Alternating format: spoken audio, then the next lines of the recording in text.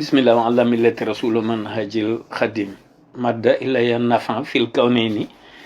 bi jaahi man walida fil istinayni l'islam amati na ndam ci bis bii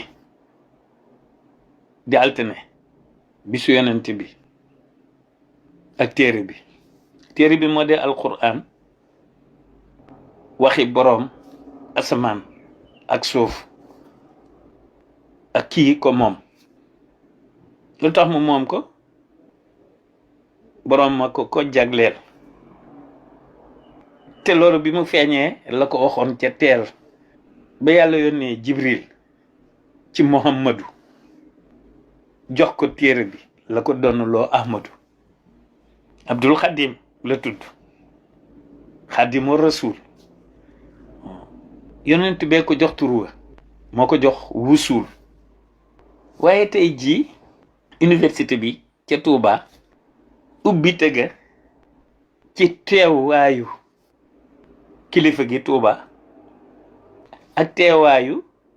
kilifa gi jiite réew mi di président Macky Sall am na naimi moom Macky Sall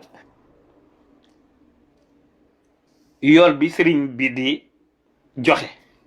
faw mu am ci wàllam faw dina texe waaw ndax sëñ bi ay waxam man déglu naa ko mel ni nekkuma fa te fekke naa ko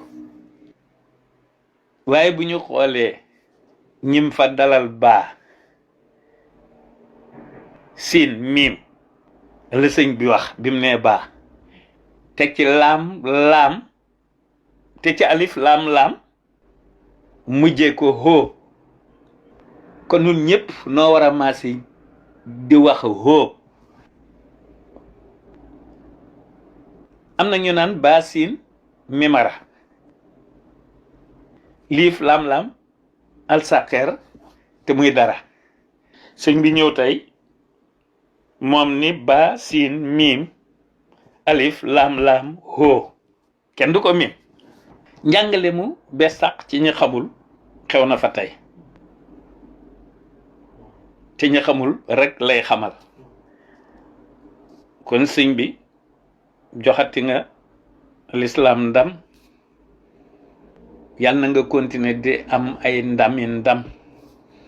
ñun dong bu xeebu noo la koy ñaanal e boole nu cuy say ñaan Mbàkke deenu ñaanal fekkonte ni mën na ma waxloo garab dinaa leen di waxloo te di waxloo rab li ma ci jublu ñëpp maase ñaanal la ginnaaw buñ la santee ku tedd ki fal na la waa réew mi xam leen ni Macky daf ma saf te saa yu duggee Touba daf may gën a saf ndax dafay fekk sama góom mu laal moo tax kenn mënta tee ma fonk ko loolu laa bëggoon sama ñëpp nañu ko xam te it sama ñëpp nañ koy ñaanal jàmm ku ko yéene aw ay itam yërëm naa la jërëjëf Serigne Touba ku ko wax bëgg naa la man ku santul ku tedd ki ma sant ko su ma gisee ku ko sant ma sant ko te duma yem ci sant la rek bu ma gisee